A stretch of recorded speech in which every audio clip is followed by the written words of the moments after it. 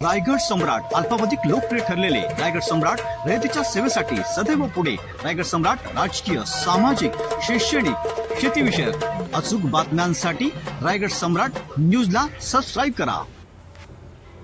जागृती foundation व taekwondo association of Panvel शहर यांच्या संयुक्त विद्यमाने पनवेल युवा चॅम्पियनशिप स्पर्धेचे आयोजन जागृती फाउंडेशनचे अध्यक्ष तथा पनवेल युवाचे संपादक Nilesh Sonawane, taekwondo association of Panvel शहर अध्यक्ष प्रज्ञा भगत, सचिव संजय भोईर, खजिनदार हेमंत कोळी, सचिव संदीप भगत यांच्या वतीने करण्यात आले।